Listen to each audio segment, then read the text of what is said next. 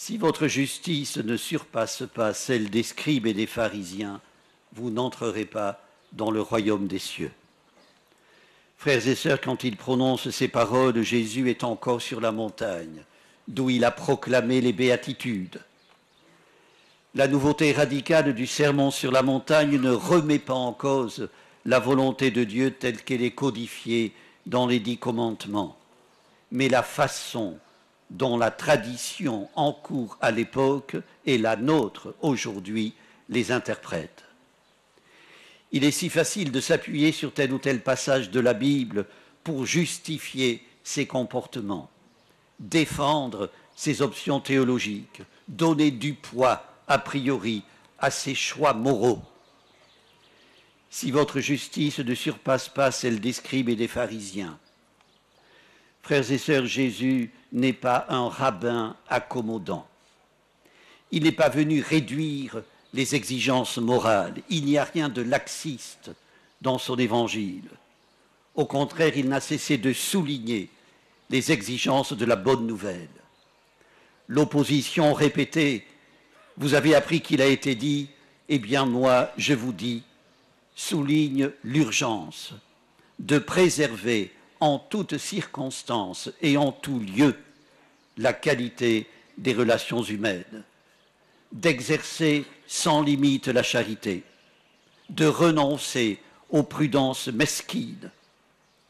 Il rappelle les véritables obligations de l'amour à ceux qui, comme les pharisiens, étaient obnubilés par les règles, les contournaient allègrement. Venant de la part de Jésus, qui enfreint les prescriptions sacro-saintes du sabbat, qui à l'occasion transgresse la loi, qui raille les scrupuleux à l'affût de ses moindres faits et gestes, ses propos ont dû laisser sans voix ou scandaliser ses auditeurs. En fait, Jésus veut amener les disciples, et nous avec eux, à réviser de fond en comble les idées reçues. Il respecte la loi, ne cherche pas à en imposer une nouvelle qui permettrait d'entrer dans le royaume des cieux en faisant mieux que les ancêtres. Ce qu'il veut, c'est décaper l'enduit avec lequel ceux qui se prétendent justes ont recouvert la loi. Non, frères et sœurs, il ne suffit pas d'être homme de bien et même bon religieux pour être justifié. Le péché ne se catalogue pas si commodément. Il n'est pas que dans les actes, il n'est peut-être pas même uniquement dans les faits. Si votre justice ne surpasse pas celle des scribes et des pharisiens, vous n'entrerez pas dans le royaume des cieux.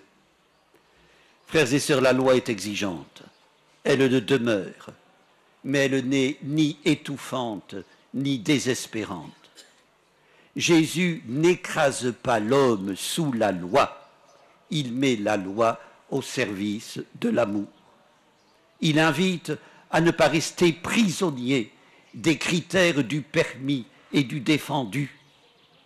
Les lois humaines ne peuvent qu'essayer de contenir les désordres, limiter la casse, protéger la vie des groupes et des individus.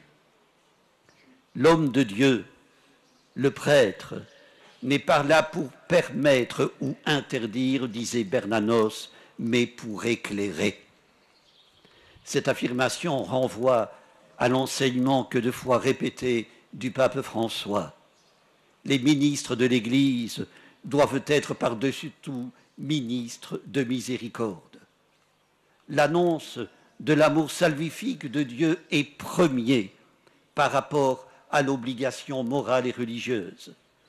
Ou encore ce que dit toujours le pape François, même si la vie d'une personne est un champ plein d'épines et d'herbes, il y a toujours un espace dans lequel la bonne semence peut croître. Il faut avoir confiance en Dieu. Frères et sœurs, Jésus ne demande pas à ses disciples de faire plus, il leur demande de faire autrement et mieux. Il veut changer non pas les lois, mais les cœurs. il veut un cœur converti, au-delà des vaines agitations et de tout ce qui peut vicier nos actions humaines. Il veut débusquer les faux-semblants et les accommodements. Il recherche l'acquiescement du cœur dans la pureté des intentions, là où se font les vrais choix.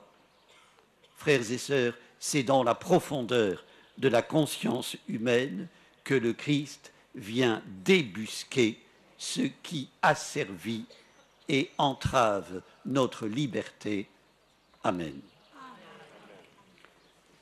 Prions le Seigneur.